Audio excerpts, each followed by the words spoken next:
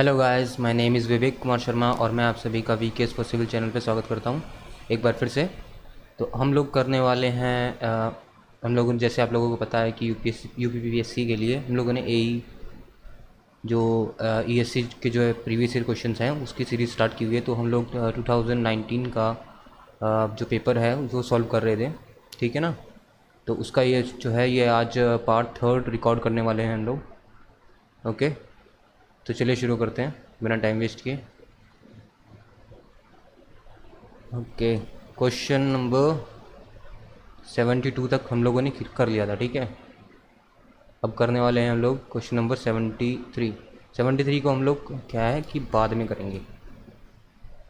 इस क्वेश्चन के आपके पेपर में आने के चांसेस बहुत कम है, तो इसको मैं लास्ट में करूँगा, ठीक है। अब 70 क्वेश्चन नंबर 74 से स्टार्ट करते हैं। ओह सॉरी, ये मार्क कर दिया मैंने।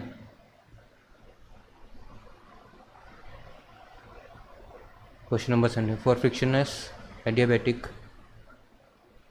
adiabatic flow, frictionless adiabatic flow of compressive fluid, the Bernoulli equation with usual notation will be। Bernoulli equation होती है हमारी P1/ρg plus V1²/2g plus Z1 is equal to P2/ρg plus V2²/2g plus Z2। अब इसने बोला है frictionless adiabatic flow plus HL head loss जो आते हैं, ठीक है। इसने फ्रिक्शनलेस बोल दिया, लेकिन इसका मतलब ये नहीं है कि लॉसेस नहीं आएंगे। लॉसेस हो सकता है फ्रिक्शन की वजह से ना आए, दूसरे और फैक्टर्स भी होते हैं। फ्रिक्शनलेस का मतलब ये नहीं है कि आप लोग लॉसेस को कंसिडर नहीं करेंगे। लेकिन इसने बोलना है एडियाबैटिक। एडियाबैटिक का मतलब है कि आपको एडियाबैटिक कांस्टेंट जो होते हैं, एडियाबैटिक कांस्टेंट की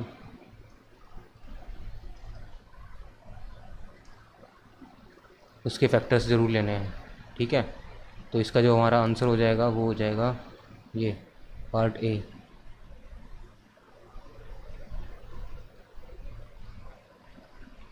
K/K-1 P/W, यानी कि W को हम लोग रो जी से लिख सकते हैं, ठीक है। Plus V1² plus Z1 is equal to K/K-1 P2/ρg plus V2²/2g plus Z2 plus HL। ये हो जाएगा हमारा आंसर, ठीक है।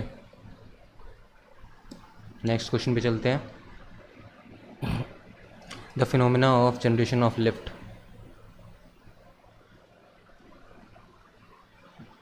जनरेशन ऑफ लिफ्ट की बात कर रहा है। By rotating an object placed in a free stream is known as Coanda Magnus cell. ये होता है मैग्नस इफेक्ट, ठीक है। जो हमारे टेनिस बॉल्स वगैरह होती हैं या क्रिकेट बॉल होगी, उसकी जो स्विंग होती है वो सब जो है रफ़ सरफेस की वजह से होती है, रफ़ और स्मूथ सरफेस के कॉम्बिनेशन की वजह से, और जितना वो जो है मैग्नस इफेक्ट कहलाती है, ठीक है। नेक्स्ट क्वेश्चन पे चलते हैं, question number 76। Which of the following assumptions are made in the analysis of hydraulic jump? It is assumed that before and after the jump, the formation, the flow is essentially two-dimensional. Two-dimensional नहीं होता भाई साहब, one-dimensional. And that the pressure distribution is hydrostatic. ये सही है। Pressure distribution तो hydrostatic होती है, बट जो फ्लो है हमारी वो वन डायमेंशनल होती है, यानी कि डेप्थ जो है वो फैक्टर, वो एसेंशियल फैक्टर आ जाता है। Okay, the length of the jump is so small that the losses due to friction on the channel are small and hence neglected. बिल्कुल सही बात है। The channel floor is horizontal on और the slope is so gentle that the weight component of the water mass comprising the jump is very high. Very high नहीं होगा, very low होगा, ठीक है। वेट कंपोनेंट रिडक्शन होती है, उसी की वजह से जो है हाइड्रोलिक जंप में जो लॉसेस होते हैं उसको कंसिडर करना आसान हो जाता है। हम लोग एक जंप से पहले, ये मान लीजिए ये जंप है, ठीक है, ये डेप्थ पहले की है और ये इनिशियल डेप्थ जो है वो स्टार्टिंग की है। ये हमारा फ्लो हो गया, फ्लो चैनल, ये हो गई हमारी इनिशियल डेप्थ। इसको y1 ले लेते हैं, इसको जो है y2 ले लेते हैं। तो जो हमारी चैनल फ्लोर जो का जो स्लोप है वो बहुत स्मूथली जाता है। ये जो है, ये वाला स्लोप जो है, ये वाला स्लोप इसको या तो हम लोग हॉरिजॉन्टल रखते हैं या फिर वेरी जेंटल यानी कि वेरी लेस, ठीक है ना। नेक्स्ट पे चलते हैं। Water is to be pumped out of a deep well under a low total head of 95 metres. Total head जो दिया हुआ है वो हमें दिया हुआ है 95 मीटर्स का। Okay. Number of identical pump of design speed 1000 RPM and specific speed 900 RPM with rated capacity 150 litre per second. The number of pump required will be. तो स्पेसिफिक स्पीड दी हुई है, स्पेसिफिक स्पीड का formula लगा लेते हैं हम लोग, ठीक है। N S is equal to N root Q by H to the power 3/4। अब जो है लगा लेते हैं। इसमें हमें एच निकालेंगे हम लोग, ये हमें फाउंड आउट करना है, क्योंकि जो पंप है, एक पंप है तो वो कितना पानी फिक निकालेगा, मतलब कितना पानी वो लोग जो कैपेसिटी है उसकी कैपेसिटी जो है वो फिक्स रहती है, ठीक है। और वैसे ही उसकी जो ये हेड टोटल, मतलब जो हेड जो हेड कितना हेड वो तक वो पानी लेके जाएगा, ये भी फिक्स रहता है। तो हमें कैपेसिटी तो इसकी दी हुई है, ठीक है ना, कैपेसिटी तो दी हुई है, लेकिन वो कितने हेड तक लेके जाएगा ये नहीं दी हुई, तो वो हम लोग निकालेंगे। हमें किस हाइट तक पहुंचाना है, टोटल हेड जो है वो हमारा है, हेड टोटल वो है हमारा 95 मीटर्स। तो इस हेड से निकालेंगे और फिर इस 95 में इससे डिवाइड दे देंगे, तो हमारे कितने पंप्स की हमें ज़रूरत पड़ेगी वो निकल जाएगा, ठीक है। जैसे कि मान लो एक पंप है, ये पंप है, इसने पहुंचाया इस हाइट तक, H1 हाइट तक, ठीक है। तो और हमें पहुंचाना है टोटल H हाइट तक, ये टोटल H हाइट है 95 मीटर्स, ये हमें निकालना है, ठीक है। फिर उसके बाद कितनी हाइट तक लेके जाना है और कितनी हाइट तक पहुंचा सकता है उसके डिवाइड दे देंगे, तो हमें नंबर ऑफ पंप्स निकल जाएंगे। तो इसमें जो है ये करेंगे 900, यहाँ कर देता हूँ, 900 is equal to 1000 root 150 by H to the power 3/4। तो जब हम लोग H निकालेंगे तो वो आएगा करीबन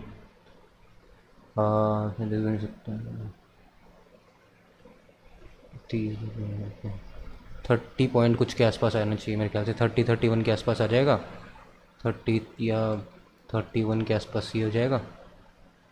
और तो जो टोटल नंबर ऑफ पंप्स या 33 के आसपास होगा मेरे ख्याल से, 33 के आसपास होगा, 30 से 33 के बीच में आ जाएगा। नंबर ऑफ पंप्स जो है वो हमारे निकल जाएंगे 3 इज़ द आंसर। नेक्स्ट पे चलते हैं, question number 78। Consider the following data with the Pelton wheel head at the base of the nozzle, this discharge this area of jet this power lost in nozzle. Power lost in nozzle जो है वो निकालनी है हमें। Power lost in nozzle का एक direct simple formula मैं आपको बताता हूँ। इसका सिंपल फार्मूला हो जाएगा potential head minus kinetic head पर सेकेंड, ये भी पर सेकेंड, ये हो जाएगा m0 GH minus 1/2 m0 v²। m0 जो होता है वो होता है, एक सेकेंड, तो जो हमारा m0 हो जाएगा, एक सेकेंड,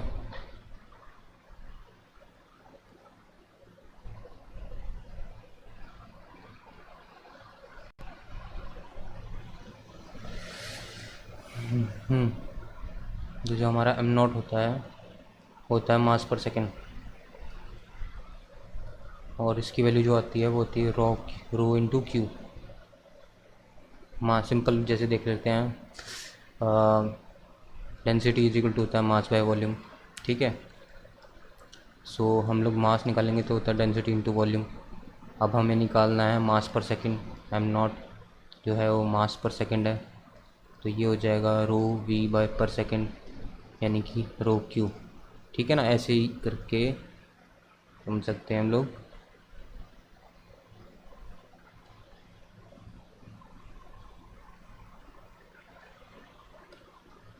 तो ये हो जाएगा हमारा rho Q G H minus 1/2 rho Q V square. ठीक है ना, रो हमारा कितना है 1000 हो जाएगा 10⁻3। मैं इसको नीचे कर देता हूँ स्क्रॉल करके। ठीक है, एक सेकेंड यही करना पड़ेगा। हम्म,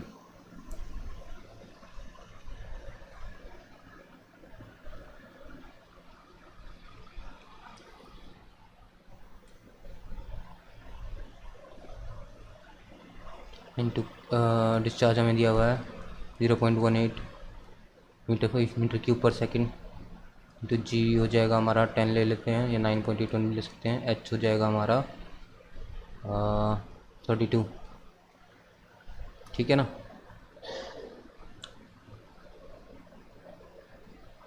और किलोवाट में निकालनी है तो divided by 10⁻3 minus 1/2 10⁻3 into Q.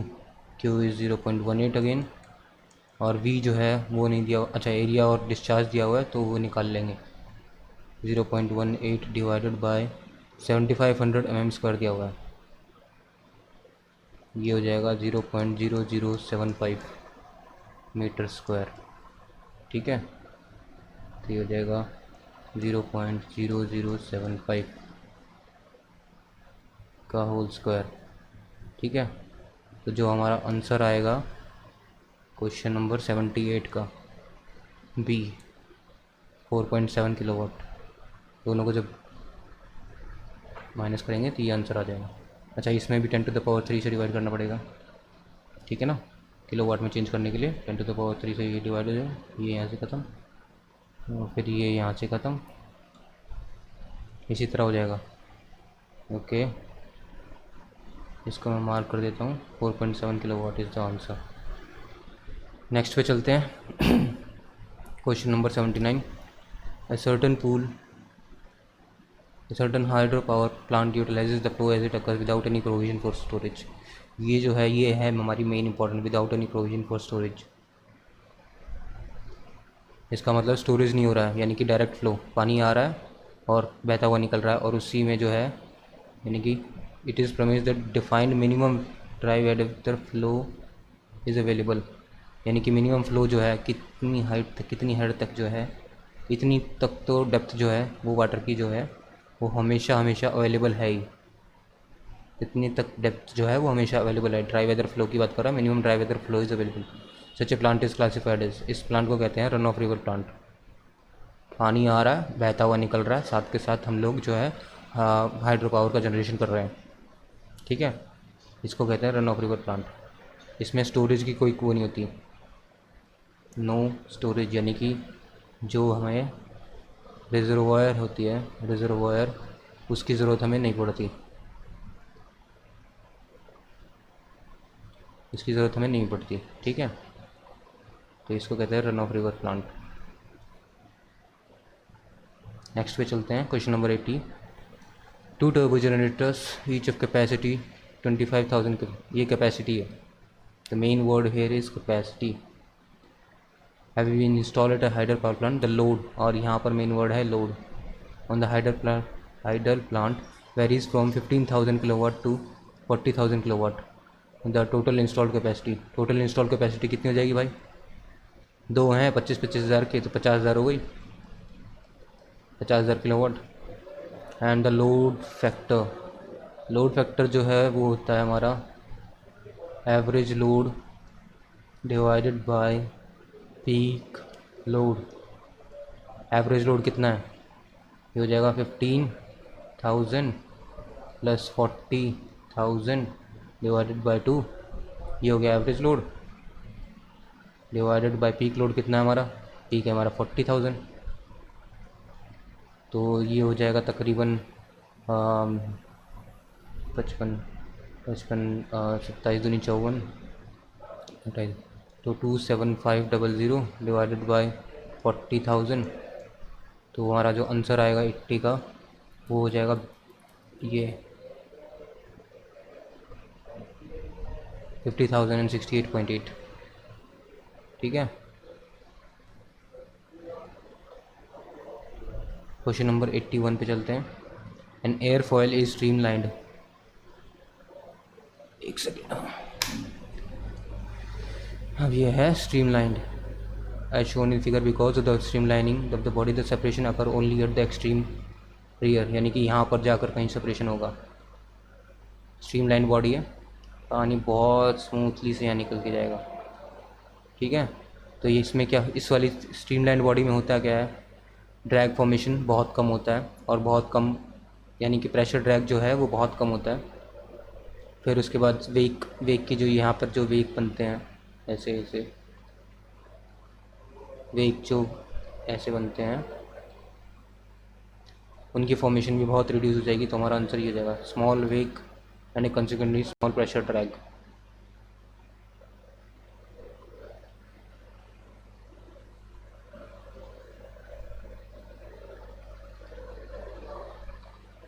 Next question पे चलते हैं। Question number 82। A plate 0.025 mm distant from fixed plate moves at 60 cm per second and requires a force of 0.2 kgf per meter square. To maintain the speed, the dynamic viscosity of the fluid between the plates will be nearly, एक second ना,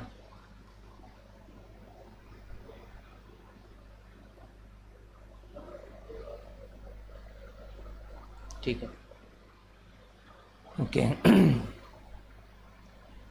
ये रहा plate है, fixed plate, ये एक plate है और एक ही दूसरी प्लेट है। ये वाली प्लेट जो है ये फिक्स है, ये वाली प्लेट मूव कर रही है 60 सेंटीमीटर पर सेकेंड। ये जो डिस्टेंस है ये है हमारा 0.025 mm। ठीक है। रिक्वायर्स ए फोर्स बोल रहा है इसने 0.2 kgf पर मीटर स्क्वायर और, लेकिन आप देखेंगे यूनिट जो दी हुई है वो स्ट्रेस की दी हुई है, और स्ट्रेस यानी कि शियर स्ट्रेस लगेगा इसमें। जब एक प्लेट स्टिल और एक प्लेट मूव कर रही है तो शियर फैक्टर आता है। तो जो हमारी जो यूनिट के हिसाब से अगर देखें तो ये इसने दी हुई है shear stress. The dynamic viscosity निकालनी है तो हम लोग फॉर्मूला लगाएंगे tau is equal to mu du/dy, जिसको हम लोग जब रेशियो कम हो जाता है तो ये हो जाता है du/v/h। ठीक है। ये हमें दिया हुआ है 0.2 kgf में रखेंगे क्योंकि आंसर भी हमारा kgf में चाहिए, इज इक्वल टू, और लेकिन ये मीटर स्क्वायर में दी हुई है और हमें आंसर निकालना है सेंटीमीटर स्क्वायर में। तो ये डिवीजन आएगा इसमें 10⁴ आ जाएगा। मीटर स्क्वायर को सेंटीमीटर स्क्वायर में कन्वर्ट करेंगे तो ठीक है। और म्यू जो है वो हमें निकालना है, वी जो है वो दी हुई है सेंटीमीटर में दिया हुआ है, सेंटीमीटर सेकंड में 60 रखेंगे, और mm है, mm को सेंटीमीटर में कन्वर्ट करना पड़ेगा तो ये हो जाएगा 0.0025। ठीक है। तो जब हम इसको सॉल्व करेंगे तो आंसर आएगा हमारा 8.3 इंटू 10⁻⁻10।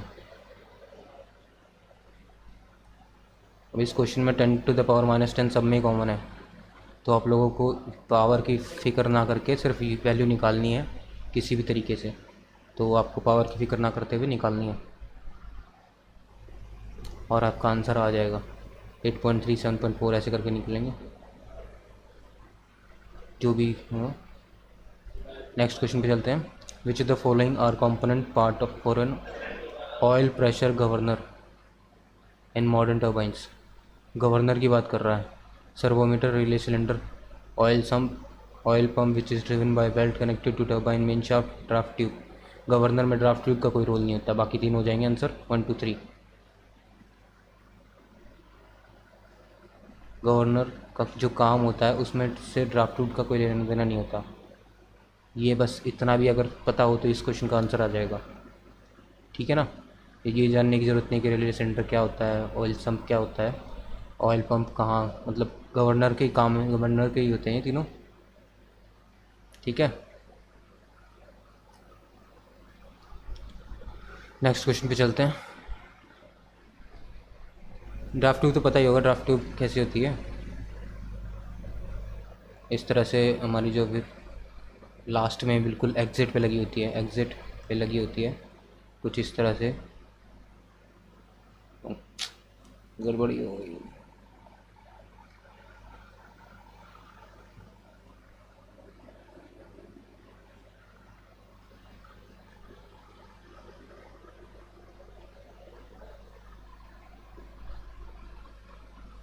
कुछ इस तरह से एरिया रिडक्शन होता है एंड साइड पे, एग्जिट साइड पे जो है एरिया रिडक्शन करते हैं हम लोग ताकि वेलोसिटी को इंक्रीज़ कर सकें। तो उससे हमारी काइनेटिक मतलब जो एनर्जी है वो भी इंक्रीज़ कर जाती है। उससे बेनिफिशियल ये होता है कि जो हमारे जो एंड में जो है प्रेशर जो है वो वेपर प्रेशर से नीचे नहीं जाता।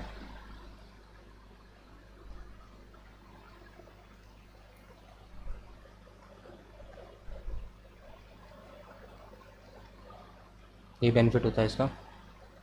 ठीक है। नेक्स्ट क्वेश्चन पे चलते हैं।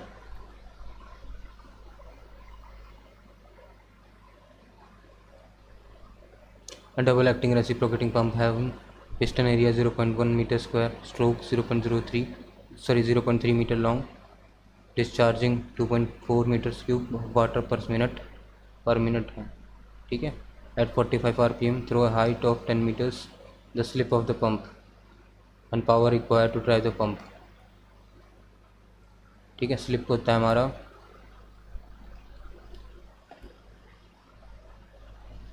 वो हो जाएगा Q actual minus Q theoretical. ठीक है ना। अब Q थ्योरेटिकल का फॉर्मूला होता है, डबल एक्टिंग है, डबल एक्टिंग, तो यहाँ आ जाएगा 2ALN/60। ठीक है। 2 इंटू A 0.1 इंटू L हो जाएगा लेंथ ऑफ स्ट्रोक यानी कि 0.3 इंटू 45 डिस्चार्ज रेट है RPM में बाय 60।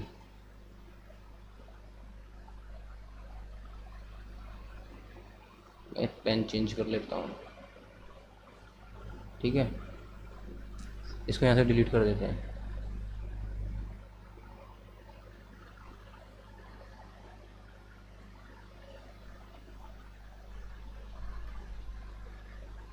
बस इतना बहुत रहेगा। ये 3 पे गया तो ये हो जाएगा 3 दूनी 6, 0.06 इंटू 3/4, 0.0045 मीटर क्यूब पर सेकंड। और जो हमें क्यू एक्चुअल जो दिया हुआ है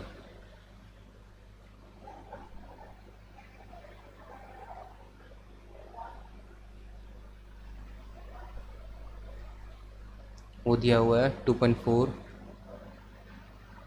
क्यू एक्चुअल जो दिया हुआ है 2.4 मीटर क्यूब पर मिनट को सेकंड में चेंज करेंगे तो आएगा 0.0040 मीटर क्यूब पर सेकंड। ठीक है। तो ये मैंने उल्टा बोल दिया, ये हो जाएगा, सॉरी,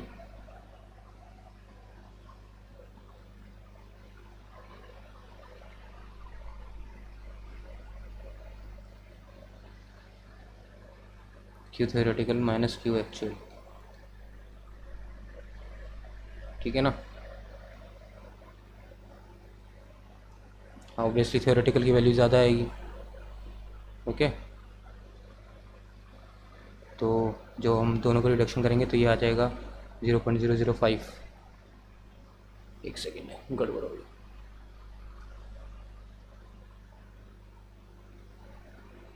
0.005 मीटर क्यूब पर सेकंड, ये हो जाएगा हमारा स्लिप। ठीक है। अब जो पावर निकालनी है, पावर हो जाती है हमारी रो क्यू जी जी एच।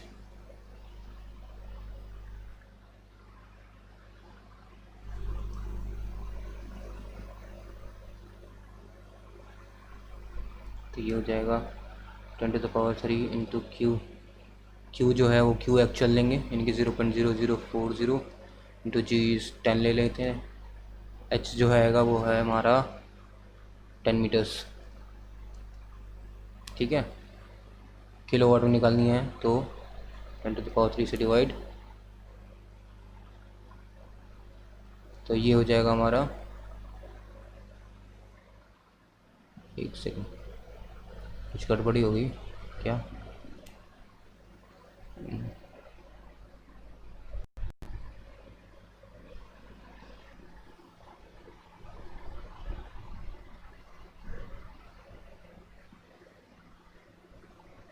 ओके, अच्छा मेरे से एक गड़बड़ी हो गई है। ठीक है, मैं यहाँ पे कर देता हूँ, ये 0.0045 ना के 0.045 आएगा और यहाँ पर 0.0040। ठीक है, माफ़ी चाहूँगा इस सब के लिए।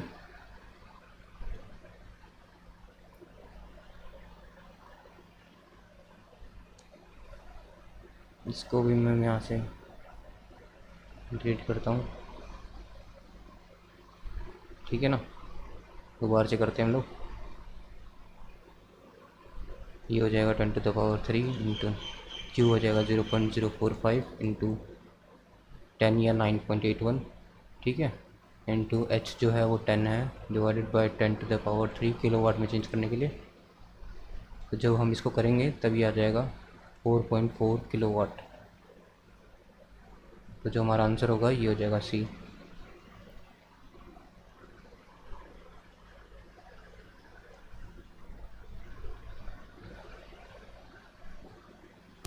नेक्स्ट क्वेश्चन पे चलते हैं, question number 85। Intensity duration analysis by Sherman. The intensity of rainfall I is equal to, ये हो जाएगा आंसर। डायरेक्ट फॉर्मूला आता है। ठीक है ना, शर्मन ने जो दिया था वो ये दिया था।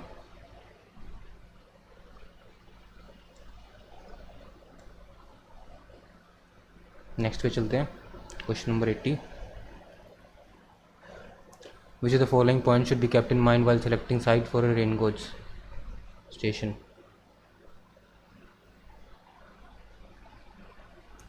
The site wherein a rain gauge is set up should be close to the meteorological observatory, not necessary. हर जगह पे जो है मेट्रोलॉजिकल ऑब्जर्वेटरी नहीं लगा सकते, लेकिन रेन गॉज की ज़रूरत हर जगह पड़ती है। नॉट तो इसकी क्लोज पे होना जो है वो अच्छा रहता है, बट ये नहीं कि हर जगह प्रोवाइड किया जा सके। The rain gauge should be on the top of the hill, ये भी नॉट ज़रूरी नहीं है, दोनों ही नॉट नेसेसरी हैं। टॉप पे होगा तो ये है कि हल्की सी हवा चली और वो उसमें जो सिस्टम था वो गड़बड़ हो गया और वो गिर गया, या फिर मतलब कुछ भी उसकी पोजीशनिंग हिल गई, वो हो सकता है। A fence if erected to protect the rain gauge from cattle should be located within twice the height of the fence. ये तो फोर्थ पे चढ़ते हैं। The distance between the rain gauge and the nearest object should be at least twice the height of the object, ये है सही answer. ठीक है, फेंस की अगर ज़रूरत पड़ती है तो अलग बात है बाद में, लेकिन जो ऑब्जेक्ट है, जो डिस्टेंस जो है, ये जो मोर जनरल इन्फॉर्मेशन जो है वो प्रोवाइड की गई है कि ये अगर रेन गॉज है तो यहाँ पर अगर कहीं पर कोई ऑब्जेक्ट है ये ऐसे, तो ये जो डिस्टेंस है ये एच है, हाँ अगर हाइट एच है इसकी, तो ये डिस्टेंस जो है वो 2h होना चाहिए। ये सब चीज़ों के लिए हो सकता है, फेंस के लिए भी हो सकता है, कोई बिल्डिंग है, कोई स्ट्रक्चर है, उसके लिए भी मोर जनरल इन्फॉर्मेशन है और ये सही इन्फॉर्मेशन है। ठीक है, question number 87। Which of the statement relates to retarding reservoir. अब रिटार्डिंग रिजर्वायर वो रिजर्वायर होते हैं इनको हम लोग कहते हैं फ्री फॉलिंग रिजर्वायर। ठीक है, इसमें हमें कोई गेट वगैरह की ज़रूरत नहीं पड़ती, कोई ऑपरेशन की ज़रूरत नहीं पड़ती, ठीक है। और किसी तरह की एरर वगैरह किस ऑपरेशन में नहीं आते, नो एरर इन ऑपरेशन। तो यही सब चीज़ें होती हैं। डायरेक्ट गेट होता है, मतलब डायरेक्ट होती है फॉलिंग, पानी आता है एक लेवल तक, जैसे मान लो ये रिजर्वायर है, ठीक है, यहाँ तक पानी भरा हुआ है, मान लो इनिशियल लेवल पे यहाँ तक पानी भरा हुआ है, ठीक है। यहाँ पर हमारे जो हैं इस साइड पे ओपनिंग्स होंगी, ठीक है। जैसे ही ये इससे इससे ऊपर जाएगा वो फ्री फॉल करने लग जाता है, ठीक है ना। इस तरह से इसकी ऑपरेशन होती है। There are no gates at the outlet, सही बात है। And has the possibility of human error in reservoir operation is limited, ये भी सही बात है। High cost of gate installation and its operation is safe, correct है। ऑटोमेटिक रेगुलेशन में cause the coincidence of flood crest further downstream where two or more channel taking of the from reservoir joins together। Further down stream क्यों होगा भाई, जहाँ मिलेगा वही हो जाएंगे ना। दो चैनल्स ऐसे जा रहे हैं रिटार्डिंग रिजर्वायर से, दोनों ही, ठीक है, यहाँ मिले तो यहीं पर जो है फ्लड क्रैस्ट की कोइंसिडेंस हो जाएगी, फ्लड क्रैस्ट आ जाएगा, यानी सबसे पीक जो है वो यहीं पर नज़र आएगी हाइट में, यानी कि डेप्थ जो है मैक्सिमम यहीं पर कहीं पर होगी। इससे आगे क्यों जाएगी, यहीं पर होगी, क्योंकि यहीं पर हमें लोग मिल रहे हैं, दो चैनल्स ऐसे मिल रहे हैं, तो यहीं पर तो हमारी पीक नज़र आएगी। इससे कि नीचे क्यों होगी, डाउन। ये कह रहा कि इसके बाद जो है यहाँ कहीं पर जाकर, इधर कहीं पर जाकर ये है, ये हमें पीक नज़र आएगी, यानी कि डेप्थ जो है वो मैक्सिमम यहाँ पर नज़र आएगी, बल्कि ऐसा नहीं होगा, यहीं पर हमारी पीक नज़र आ जाएगी। तो ये वाला जो ऑप्शन है ये गलत है, तो ये हो जाएगा 1 and 2 ओनली। अब किसी को ये ना पता होना कि रिटार्डिंग रिजर्वायर क्या होते हैं, तो उसका आंसर देना बहुत मुश्किल हो जाएगा। अब इस ऑप्शन में भी जो है वो डाउटफुल रहता है, लोग काफ़ी सारे डाउटफुल रहते हैं कि ये यहाँ पे होगा, ये यहीं पे होगा। तो रिटार्डिंग रिजर्वायर, ये मतलब जो भी रिजर्वायर से अगर दो फ्लो मिल रहे हैं तो मैक्सिमम चांसेस है कि उनकी जो जहाँ पर वो मिल रहे हैं वहीं पर हमारी जो है क्रेस्ट नज़र आ जाए। क्रेस्ट मतलब मैक्सिमम। नेक्स्ट पे चलते हैं। Coefficient of transmissibility sorry coefficient of transmissibility for a confined aquifer can be determined by pumping out test।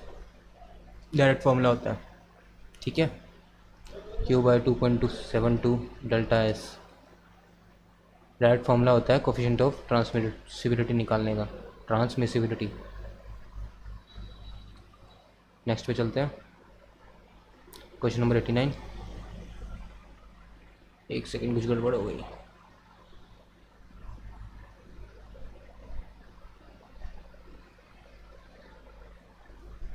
ठीक है।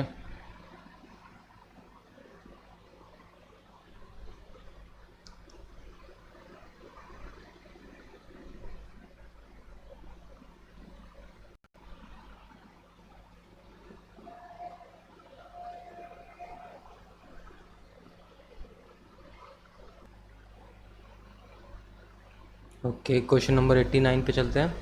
The volume of water with the volume of water below the minimum pool level is known as dead storage, ठीक है।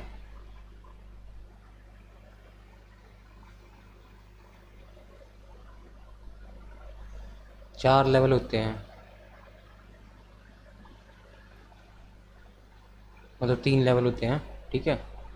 ये होगा base, reservoir base, ठीक है। मान लो ये रिजर्वायर है, ठीक है ना। ये हो गया मिनिमम पूल लेवल।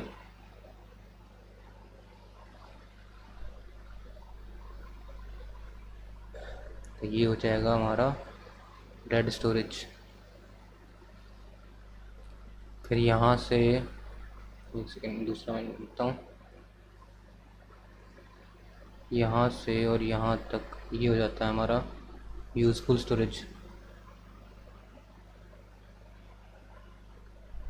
इसको बोलते हैं वाटर लेवल या पूल लेवल। ठीक है,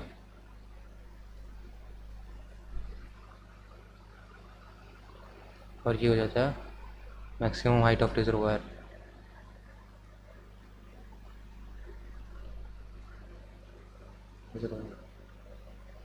तो ये वाला जो वैल्यू होती है इसको बोलते हैं सरचार्ज।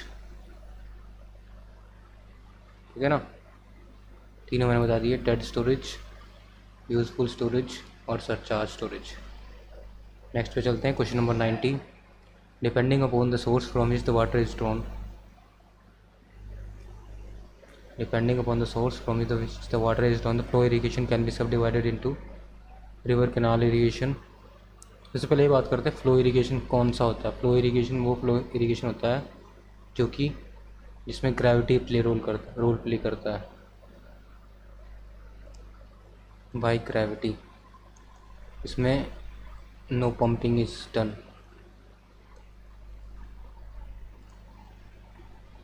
ठीक है ना, पंपिंग यानी कि लिफ्टिंग नहीं होती, नो लिफ्टिंग। तो जो जहाँ भी लिफ्ट आ रहा है वो वाला छोड़ देंगे, बाकी तीन हो जाएंगे, तीन ऑप्शन में, क्योंकि तीन तीन सिलेक्ट करने हैं हमें। तो लिफ्ट वाला जो है ये वाला नहीं होगा, बाकी तीन हो जाएंगे, first, second and fourth. This is the answer.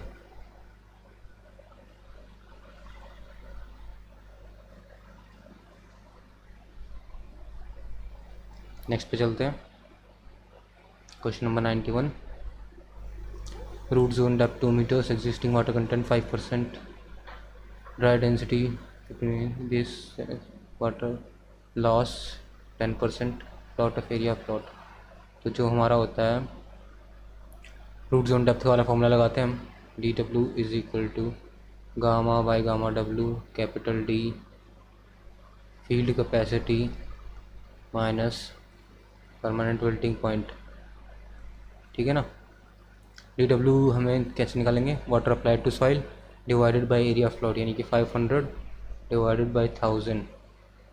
ठीक है ना, गामा हमें दिया हुआ है 15, dry density of soil, gamma W होता है 9.81, डी जो है वो दिया हुआ है हमें root zone depth 2 meters, field capacity जो है वो हमें निकालनी है, माइनस परमानेंट विल्टिंग पॉइंट जो है, एग्जिस्टिंग वाटर कंटेंट जो है वो परमानेंट विल्टिंग पॉइंट की तरह काम करेगा 5%। ठीक है ना, इसको हम लेते हैं 0.05। फील्ड कैपेसिटी जो है वो निकल के आएगी डेसिमल्स में 0.0 करके, 0.1 या ऐसे कुछ करके। ठीक है ना, तो जो हमारा आंसर हो जाएगा क्वेश्चन नंबर 91 का वो हो जाएगा, किधर गया, हाँ 19.7, 0.197 ऐसे करके आएगी, तो ये हो जाएगी 19.7%।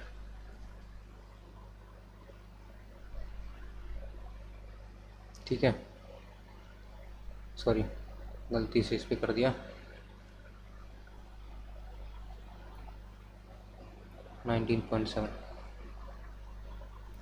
क्वेश्चन नंबर 92 पे चलते हैं।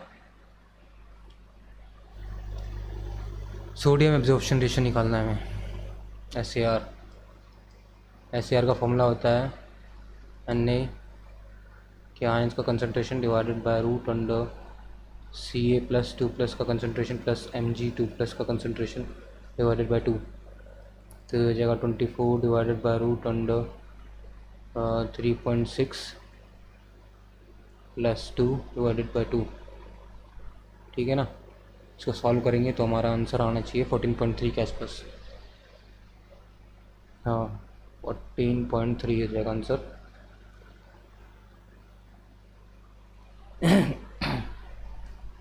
नेक्स्ट पे चलते हैं, क्वेश्चन नंबर 93। एक सेकेंड ना, क्वेश्चन नंबर 93, हाँ ठीक है।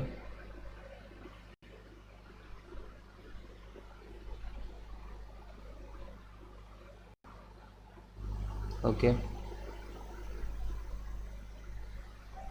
Consider the following statement with respect to weir under discussion, यानी कि वियर्स की बात कर रहा है। The design corresponds to soft sandy foundation, मतलब इसमें प्रॉपर्टीज़ दी हुई हैं, उसके हिसाब से हमें सेलेक्ट करना है। सॉफ्ट सैंडी सॉल्यूशन फाउंडेशन बोला है, सॉफ्ट सैंड बोला है उसने। फर्स्ट जो प्रॉपर्टी दी हुई है वो बोला है सॉफ्ट सैंड पे बना हुआ है हमारा फाउंडेशन। सेकंड प्रॉपर्टी दिया है difference in wear crest and down stream river bed में नॉट एक्सीड 3 मीटर्स, यानी कि टोटल हाइट जो दी है हेड या हाइट जो है वो 3 मीटर से ज़्यादा नहीं होना चाहिए, should not exceed more than 3 metres. और थर्ड बोला है हमें when the water passes over it the longitudinal direct location of formation of hydraulic jump is variable, यानी हाइड्रोलिक जंप को बोला है इसने वेरिएबल।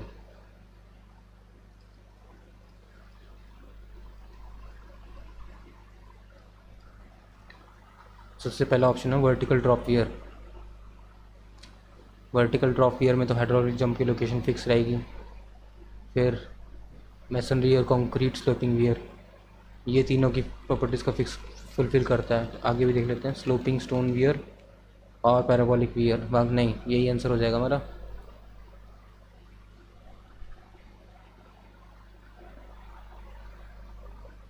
वर्टिकल ड्रॉप वियर में ये भी होता है कि हाइट जो है वो 3 मीटर से ज़्यादा हो सकती है, लेकिन जो मैसनरी और कंक्रीट स्लैबिंग वियर है वो तीनों की प्रॉपर्टीज़ को फुलफिल करता है। सॉफ्ट सैंड बेस को बनाया जा सकता है, हेड जो है वो अपने हिसाब से रख सकते हैं हम लोग, और हाइड्रोलिक जंप को वेरिएबल कर सकते हैं, और तीनों को झेल सकता है, मतलब मैसनरी यानी कि कंक्रीट का वियर जो है वो।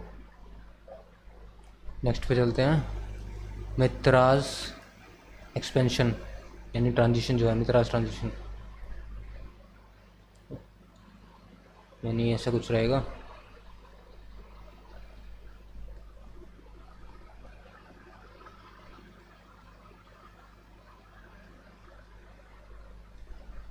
ये कुछ ट्रांजिशन होता है। इस क्वेश्चन को बाद में करते हैं, ये आप क्वेश्चन आपके काम का नहीं है, तो बाद में करते हैं, टाइम कंज्यूमिंग है बिना वजह।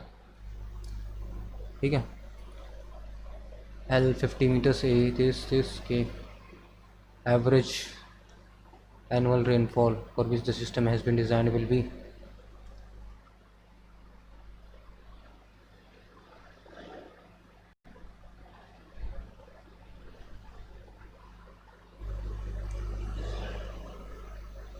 ओके ड्रेन वाला फॉर्मूला, टाइल ड्रेन वाला फॉर्मूला लगाना पड़ेगा। होता है Q is equal to 4K/S A square minus B square. अब हमें स्पेसिंग नहीं दी हुई है, स्पेसिंग जो है वो नहीं दी हुई, तो मान के चलते हैं हम लोग जो लेंथ दी हुई है उसका हाफ ले लेते हैं, L/2 लेंथ डिवाइडेड बाई 2। ठीक है ना, डिज़ाइन क्राइटेरिया के अकॉर्डिंग चल रहे हैं हम लोग। Q हमें दिया है 1% ऑफ एनुअल एवरेज रेनफॉल, यानी कि 1/100 इंटू एक्स ले लिया हमने एनुअल एवरेज रेनफॉल। ठीक है, 4 इंटू के 10⁻1 इंटू 10⁻5 है। ठीक है, divided by S 50/2 25। A square दिया है 10.3 का स्क्वायर माइनस 10 का स्क्वायर, तो x हो जाएगा हमारा 4 इंटू 10⁻³ बाई 25 इंटू इसको करेंगे तो ये आ जाएगा 6.09 के आसपास आना चाहिए।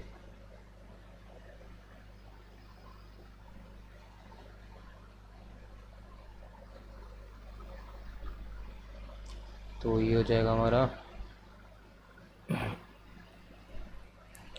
ऑफिस 84 सेंटीमीटर के आसपास आना चाहिए। ठीक है ना, और क्योंकि ये मीटर में आएगा यहाँ से हमें 0.84 मीटर के आसपास आएगा, सेंटीमीटर में कन्वर्ट करेंगे तो 84 सेंटीमीटर्स हो जाएगा, क्योंकि सारी चीज़ें हमने मीटर सेकंड में रखी हैं तो ये मीटर्स में आएगा। ठीक है ना,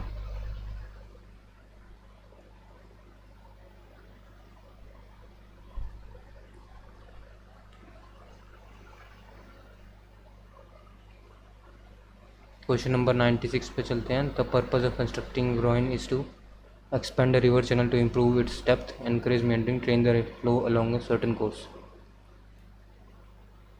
C is the answer. 97 में चलते हैं. मैथेमोग्लोबिनोमेनिया. मैथेमोग्लोबिनोमेनिया तो ये होता है हमारा नाइट्रेट की वजह से.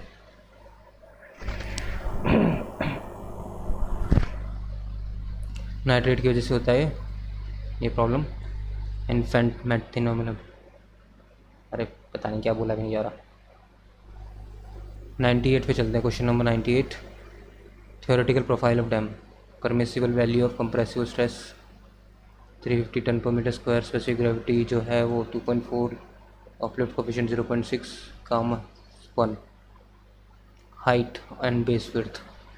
तो सबसे पहले हाइट तो ये निकलेगी, इससे निकलेगी हाइट. ठीक है. बेस विड्थ से हाइट के थ्रू निकलेगी. तो जो हमारा परमिसिबल वैल्यू यानी कि सिग्मा की जो वैल्यू होती है वो होती है gamma H S minus C plus 1. Gamma हमें दिया हुआ 350, मतलब गामा हमें 1 दिया हुआ, सिग्मा 350 दिया हुआ है, एच दिया हुआ नहीं निकालना है हमें. एस जो है वो 2.4 माइनस 0.6 प्लस 1. एच जो आएगा वो आएगा 125 मीटर्स. ठीक है. फिर उसके बाद हम लोग बी के लिए निकालेंगे. बी हो जाएगा हमारा एच बाय एस माइनस सी. तो ये आ जाएगा 93 मीटर्स. जो हमारा आंसर होगा वो ये हो जाएगा. ठीक है ना. नेक्स्ट क्वेश्चन पे चलते हैं. Chlorine usage in the treatment of 25,000 metre cube of water per day has been 9 kg per day. Residual chlorine after 10 minute contact is 0.2. Chlorine demand. ठीक है ना. ओके.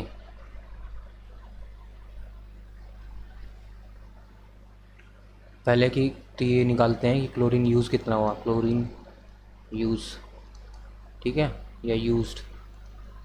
तो ये हो जाएगा हमारा 9 kg per day. kg per day को हम लोग करते हैं मिलीग्राम पर डे में, into 10⁻6 milligram per day divided by 25,000. Litre में कन्वर्ट करेंगे मीटर क्यूब को, 10⁻3 यहाँ से आ जाएगा लीटर पर डे. सो ये हो जाएगा 9/25. तो ये आ जाएगा 0.36. अब जो रेसिडुअल क्लोरीन है वो 0.2 है. तो हमारे क्लोरीन डिमांड हो जाएगी, क्लोरीन डिमांड जो है वो हो जाएगी 0.36 माइनस 0.20 यानी कि 0.16.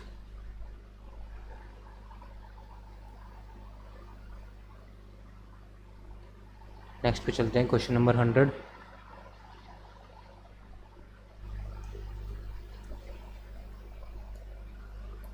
Water demand. The demand of water is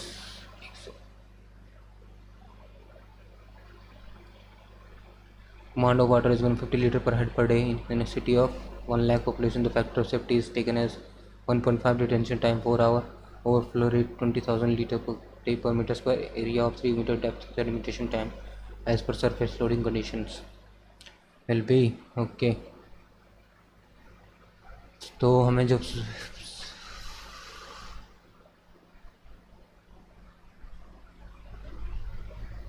तो इसका आंसर हो जाएगा इस तरीके से. ये है हम लोग 150 लीटर पर हेड पर डे. हेड से मल्टीप्लाई करते हैं 10⁵ 1 लाख है litre per day. Factor safety कितना है 1.5. डिटेंशन टाइम जो है वो 4 आवर्स दिया हुआ है, उसका कोई अभी रोल नहीं है. ठीक है. फिर उसके बाद हो जाएगा 20,000 लीटर पर डे पर मीटर स्क्वायर. तो ये आ जाएगा हमारा एरिया. मीटर स्क्वायर में, ठीक है ना। 1 2 3 4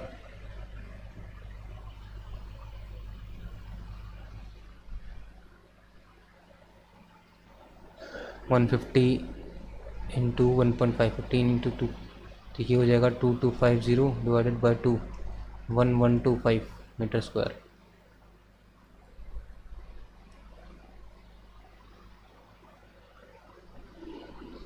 क्वेश्चन नंबर 101 पे चलते हैं। Rain intensity over 54 hectare of land is 50 mm per hour. 30% of area consists of roof surface with runoff rate 0.9, 30% is open field with runoff rate 0.2, remaining 40% is road network with runoff rate 0.4. The storm water flow, यानी कि storm flow जो होता है हो जाता है KIA, ठीक है। आई निकाल लेते हैं पहले, सबसे पहले, यानी आई एवरेज की बात करता है। एरिया हमें 54 हेक्टेयर दिया हुआ है। रेन इंटेंसिटी जो है यानी आई जो है वो 50 mm/h दी हुई है। के निकालना पड़ेगा, रन ऑफ कोफिशिएंट। के जो होता है के एवरेज निकालेंगे तो ये हो जाएगा हमारा 30%, यानी 30 into 0.9 plus 30 into 0.2 plus 40 plus 40 into 0.4 divided by 100।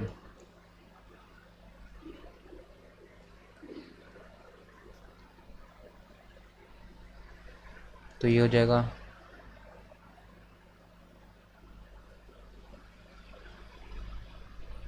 27 plus 6 plus 16 divided by 100, यानी कि 49/100, यानी कि 0.49, ठीक है। तो अब इसको निकाल लेते हैं। के आएगा 0.49, ये आई जो है वो 50 mm/h दी हुई है और हमें निकालनी है मतलब जो फ्लो निकालना है वो मीटर क्यूब पर सेकेंड है। तो 50 इंटू 10⁻³ को मीटर में कन्वर्ट किया, आवर को जो है सेकंड में कन्वर्ट करेंगे तो 3600 इंटू ए जो है वो 54 हेक्टेयर दिया हुआ, 54 इंटू 10⁻⁴ मीटर स्क्वायर, ठीक है। तो जब हम लोग सॉल्व करेंगे तो ये आएगा 3.7 metre cube per second.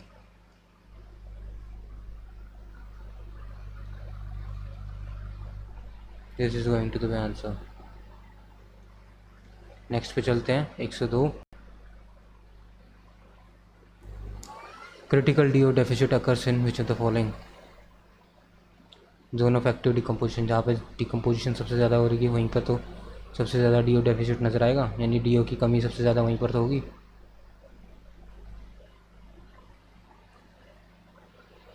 Next question पे चलते हैं। MLS कंसनट्रेशन दिया हुआ है 2000 मिलीग्राम पर लीटर।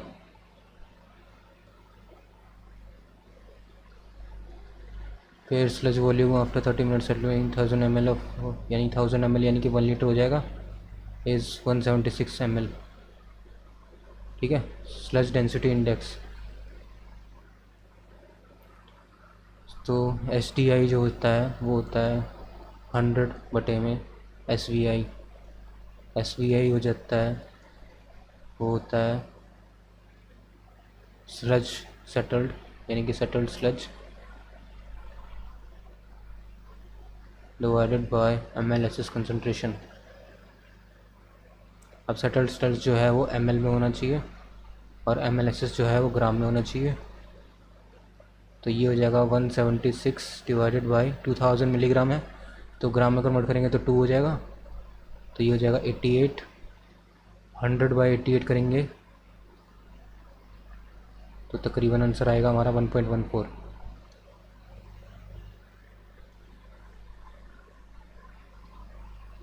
नेक्स्ट क्वेश्चन पे चलते हैं। Which of the following gas is the principal byproduct of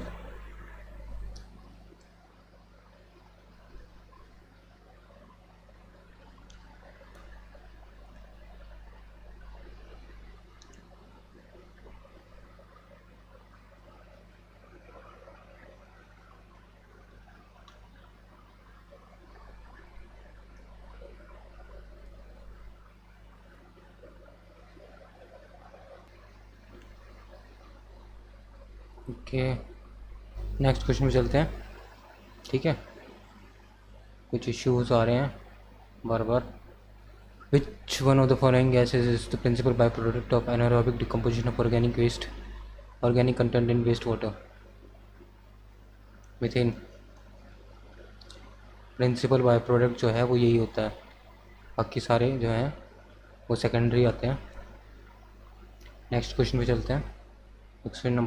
question number 105। Which of the following statement is the reference to mixing of industrial waste with domestic wastewater? Industrial wastewater can be mixed with domestic when it has higher purity. Industrial wastewater can be mixed with domestic wastewater when the pH with industrial wastewater is highly alkaline. दोनों ही गलत है भाई। Industrial waste का जो BOD है और pH है दोनों ही बहुत हैवी हाई रहते हैं। BOD जो है इंडस्ट्रियल वेस्ट का वेरी हाई रहता है, pH भी जो है अल्कलाइन, हाईली अल्कलाइन रहता है, या फिर हाईली एसिडिक रहेगा। ठीक है, जबकि जो हमारा डोमेस्टिक वेस्ट वाटर है उसका BOD भी कम रहता है और pH भी मतलब ज़्यादा अल्कलाइन नहीं है, ना ही ज़्यादा एसिडिक होता है। रेंज करता है मतलब स्लाइटली होता है, दोनों ही स्लाइटली अल्कलाइन या एसिडिक, तो दोनों ही गलत है। 105 का D हो जाएगा। नेक्स्ट क्वेश्चन पे चलते हैं। Waste water from factory having a pH of, एक second, waste water from a factory having a pH of 10 contains KOH only. For wastewater discharge is 80 meter cube per day. Total quantity of KOH per day will be nearly, pH हमें दिया हुआ 10, KOH का निकालना है तो POH का निकालते हैं, हो जाएगा 4, यानी कंसनट्रेशन निकालते हैं, OH कंसनट्रेशन हो जाएगा 10 to the power -4। ठीक है, वेस्ट वाटर हमें दिया हुआ 80 मीटर क्यूब पर डे और टोटल क्वांटिटी ऑफ KOH निकालनी kg पर डे में।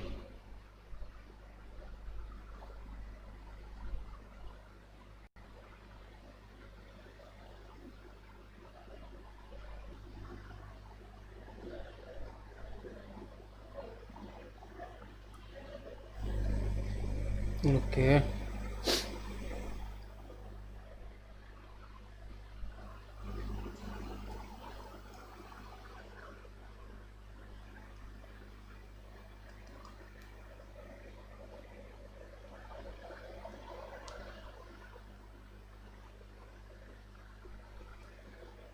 क्वेश्चन नंबर 106 पे थे हम लोग। ठीक है, हमें दिया हुआ है KOH, atomic weight of KOH निकालते हैं।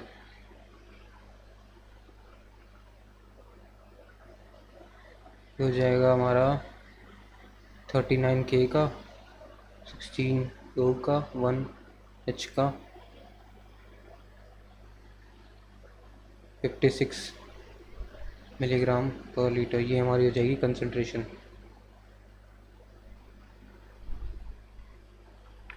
Of KOH। ठीक है, और हमें जो डिस्चार्ज दिया हुआ है 80 मीटर क्यूब पर डे, तो क्वांटिटी हम जब निकालनी है, टोटल क्वांटिटी जो है वो निकालेंगे,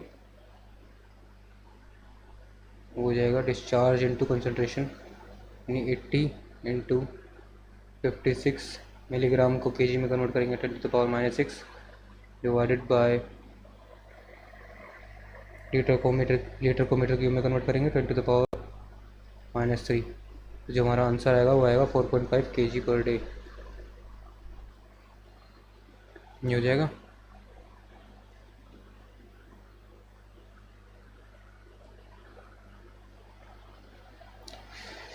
नेक्स्ट क्वेश्चन पे चलते हैं 107। Fanning type of flume. Fanning type of flume behaviour takes place when extreme inversion. Extreme inversion जो होता है वो होता है फैनिंग। इन्वर्जन को फैनिंग बोलते हैं, ठीक है। नेक्स्ट पे चलते हैं 107 हो गया हमारा। 108 पे चलते हैं। Thermal power plant burns coal at rate of 8 ton per hour.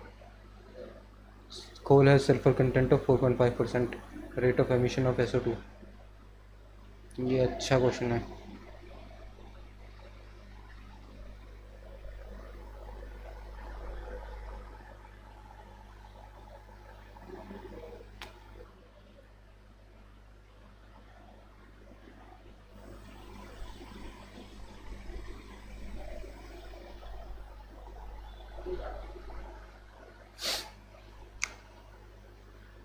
कोल की बर्निंग रेट है हमारी 8 टन पर आवर। तो सल्फ़र की जो है, और सल्फ़र कंटेंट है 4.5%, तो सल्फ़र की बर्निंग कंटेंट जो है वो निकालते हैं।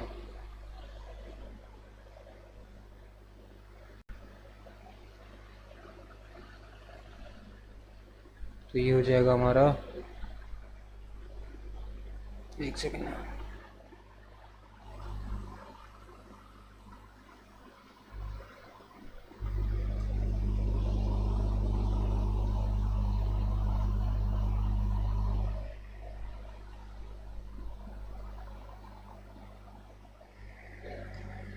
ये हो जाएगा 0.36 टन पर आवर सल्फ़र की बर्निंग रेट हो गई है, ठीक है।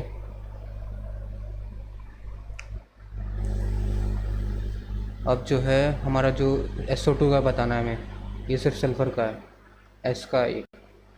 अब जो हमारी इक्वेशन बनती है वो होती है S + O2 gives SO2। S का एटॉमिक मास होता है 36 में 32।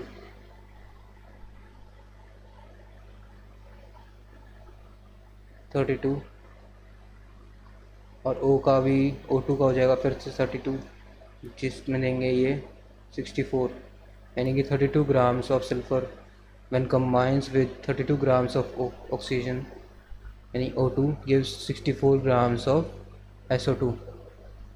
और इसका मतलब क्या है? इसका मतलब है 0.36 ton per hour of S when combines with 0.36 tons per hour of O2 gives 0.72 tons per hour of SO2।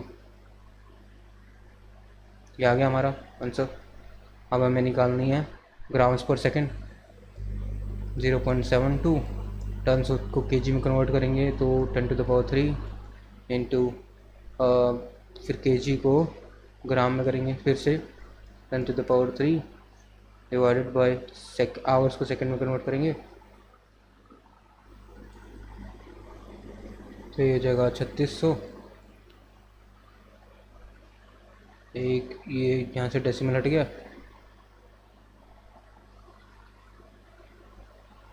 Decimal यहाँ से हट गया, ये ख़त्म हो गया, ठीक है।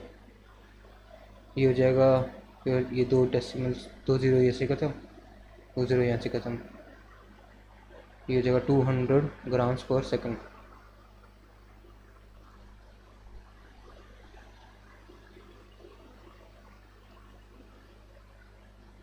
नेक्स्ट क्वेश्चन में चलते हैं 109।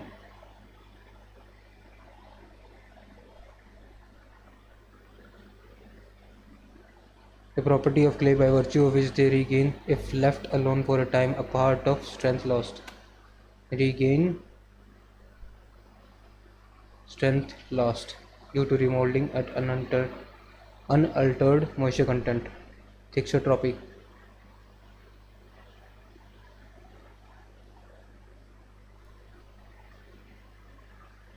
ठीक है, नेक्स्ट पे चलते हैं 110.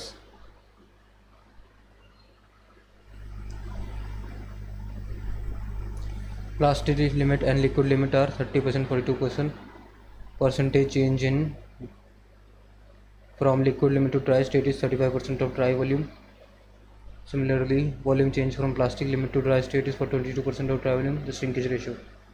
अब shrinkage ratio का फॉर्मूला होता है हमारा VL minus VD by VD by WL minus WD, और इस इंटू 100. और एक और दूसरे तरीके से निकालेंगे तो ये हो जाएगा VP minus VD by VD by WP minus WD. WD को हम लोग श्रिंकेज रेशियो भी श्रिंकेज लिमिट भी कह सकते हैं. ये जो WD है यह है श्रिंकेज लिमिट, ठीक है, जिसको WS भी कहते हैं. तो सबसे पहले हम लोग निकालेंगे WD, यानी कि WS जो है वो निकालना पड़ेगा हमें. सो ये हो जाएगा VL minus VD. VL minus VD हो जाता है 35% ऑफ VD, यानी 0.35 VD divided by VD divided by into 100 divided by WL. WL is 42%, 0.42 minus WD, इसको WS लिख लेते हैं. सिमिलरली इसको करेंगे तो ये आ जाएगा 0.22 VD by VD into 100.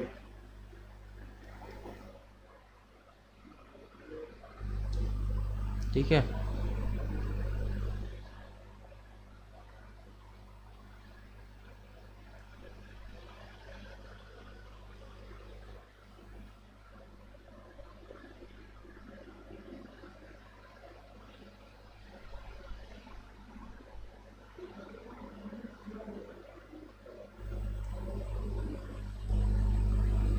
Divided by 0.3 minus WS. सबसे पहले WS निकलेगा इससे,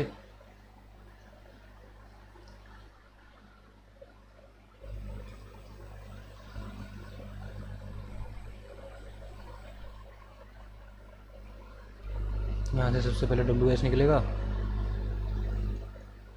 फिर इसके बाद श्रिंकेज रेशियो निकलेगा. किसी भी से निकाल सकते हैं, ठीक है ना. तो इसका जो आंसर आएगा 110 का वो है 1.1.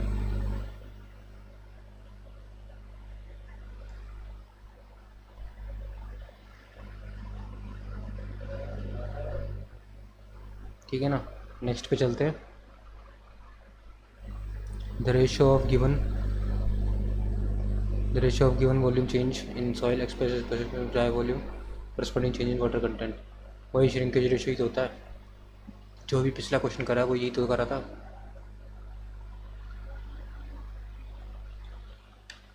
Masonry dam is founded on pervious sand. Factor of safety for required against boiling is, तो जो हमारा factor of safety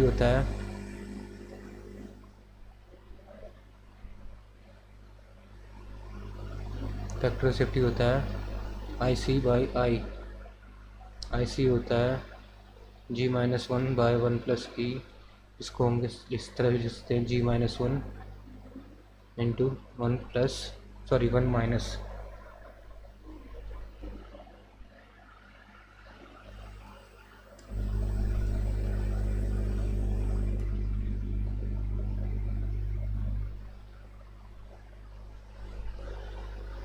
1 minus N. ठीक है, तो ये हो जाएगा 1.65 माइनस 0.55, सॉरी मल्टीप्लाई 0.55. IC निकल जाएगा. फिर फैक्टर ऑफ सेफ्टी हमें दिया हुआ है 4, तो फिर आई निकल जाएगा, इसी से आई निकाल लेंगे। ठीक है, वही हमें चाहिए। तो जो हमारा आंसर आएगा वो आएगा 0.23।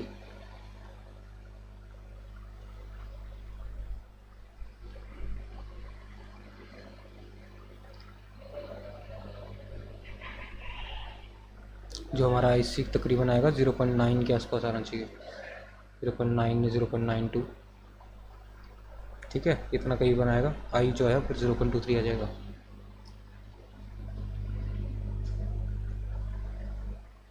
नेक्स्ट पे चलते हैं, क्वेश्चन नंबर 113।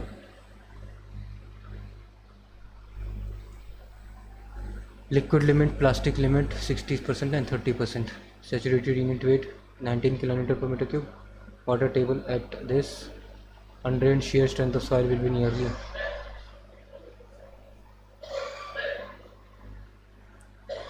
ओके, एक सेकेंड। तो इसका जो है एक फॉर्मूला होता है,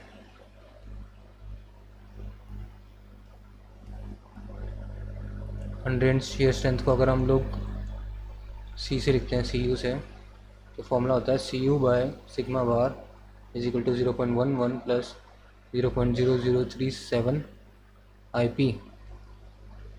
ठीक है, सिग्मा बार हमें निकालना पड़ेगा। सिग्मा बार हो जाएगा water table at 8 metre below ground level. Yes, तो सिग्मा बार हो जाएगा हमारा 8 इंटू 19 प्लस 2 इंटू 19 माइनस 9.81। ठीक है, सिग्मा बार आ जाएगा। फिर आई पी निकालेंगे, आई पी हो जाएगा W L minus W P, so this is equal to 0.3, 30%, यानी कि 0.3 इसमें रखेंगे, इससे सी यू निकाल लेंगे, वो आंसर हो जाएगा हमारा। ठीक है ना, तो ये इसका आंसर है वो है 37.7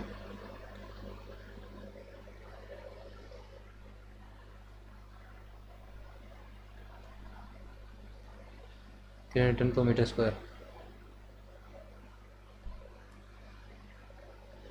नेक्स्ट पे चलते हैं, 114।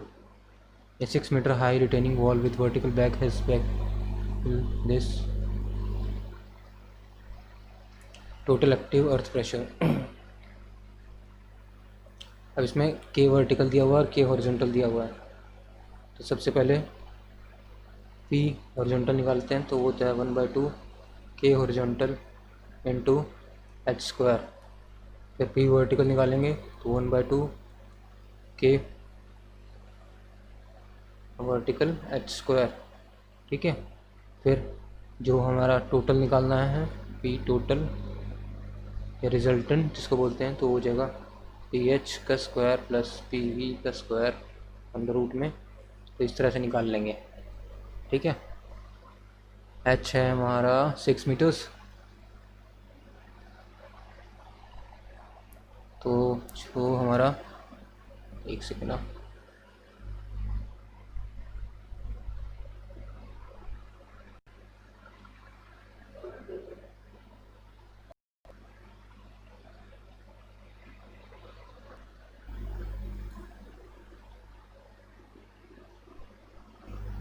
ओके, पी एच जो निकालेंगे सबसे पहले, तो इसको ना, ये केजी पर मीटर स्क्वायर में दिया हुआ है, केजी पर मीटर क्यूब में, सॉरी, इसको किलोमीटर पर मीटर क्यूब में करेंगे, तो ये जो हमारा के एच हो जाएगा, ये हो जाएगा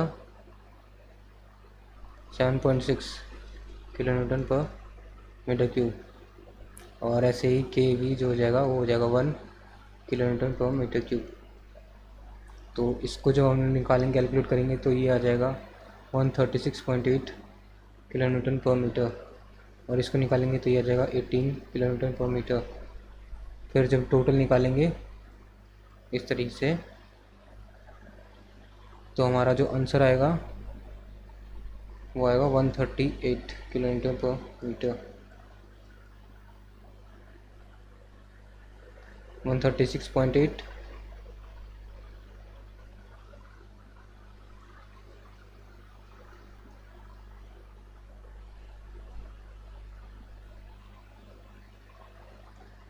और 18, जैसे कि 18 बहुत ही कम वैल्यू है तो इसका कोई ज़्यादा इफेक्ट आया नहीं, 136 के आसपास ही वैल्यू है, जो एस वैल्यू है 138 आई है, ठीक है ना।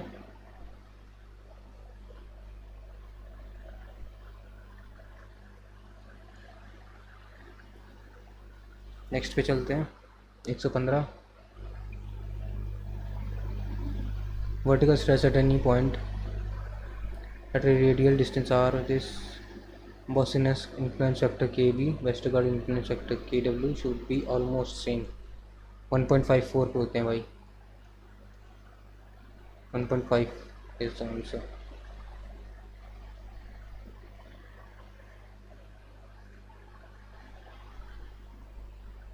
नेक्स्ट पे चलते हैं।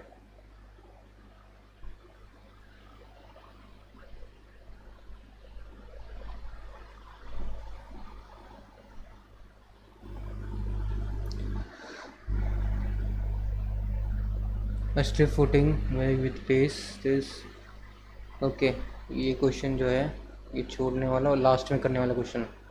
116 को हम लोग बाद में करेंगे, 117 पे चलते हैं।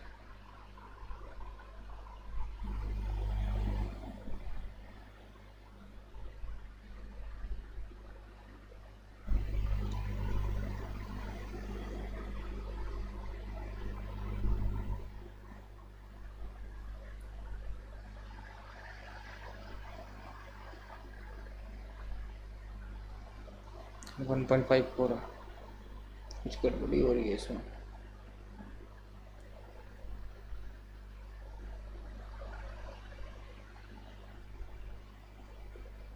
ठीक है, settlement due to secondary compression is predominant in organic clays। Secondary compression या सेकेंडरी कंसोलिडेशन जो है वो ऑर्गेनिक क्लेज में होती है।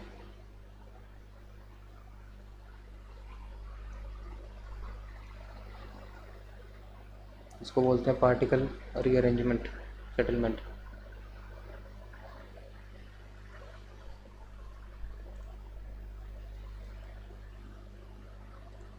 ठीक है ना, वो सिर्फ मतलब क्लेज में होती है, ऑर्गेनिक क्लेज में। तो 117 का आंसर हो जाएगा सी। 118 पे चलते हैं।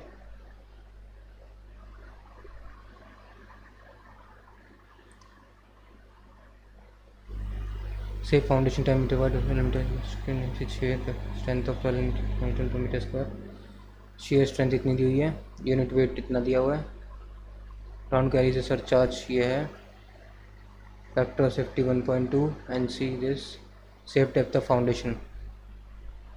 सेफ डेप्थ ऑफ फाउंडेशन यानी कि रैंकिंग डेप्थ की बात कर रहा है, तो एच सेफ जो हो जाता है वो हो जाता है हमारा P by gamma 1 minus sine phi by 1 plus sine phi का होल स्क्वायर। ठीक है, P जिसको हम बोलते हैं सिग्मा बार, यूनिट मतलब ये इफेक्टिव स्ट्रेस। ठीक है ना,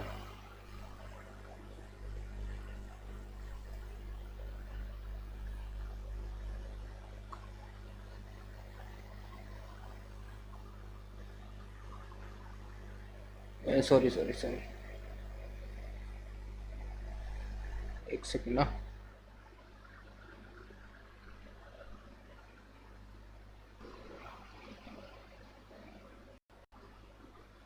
ओके, ये इस कंसेप्ट का क्वेश्चन नहीं है, ये हमसे गलती होगी। ठीक है, इस क्वेश्चन को हम लोग नेक्स्ट पार्ट में करेंगे। इसको मैं मार्क कर देता हूँ। ठीक है, क्वेश्चन नंबर 119 पे चलते हैं। Skin friction resistance of pile driven in sand does not depend on, lateral earth pressure coefficient पे डिपेंड करती है, angle of friction between pile and soil इस पे डिपेंड करती है, पाइल मटेरियल पे डिपेंड करती है, टोटल स्ट्रेस एनालिसिस इस पे डिपेंड नहीं करती। This is the answer.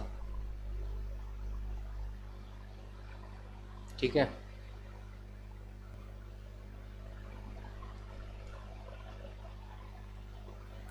Next पे चलते हैं। excavation made in soil made with a vertical face of clay which is seen cu 50 km per meter square, gamma t 18 km per meter square. SN this maximum depth of stable excavation. तो जो हमारी maximum depth होती है H safe H S बोलते हैं जिसको, ये हो जाएगी हमारी सी यू बाय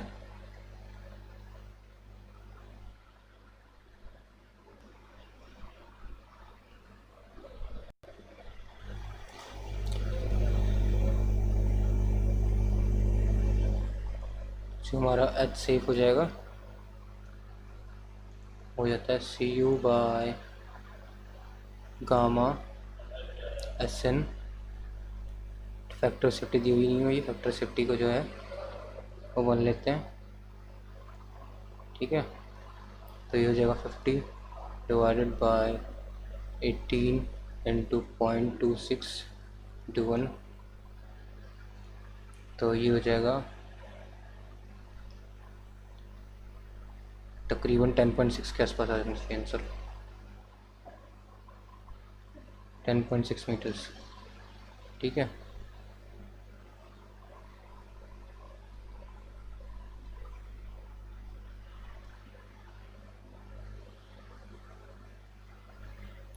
नेक्स्ट पे चलते हैं। Reconnect service for determining feasibility and estimation of schemes fall under the classification based on. Reconnect survey जो है वो किस में आता है, बेसिकली ये पूछा है किस लिए की जाता है। Nature of field of survey, object of serving, instrument use, method employed. Object of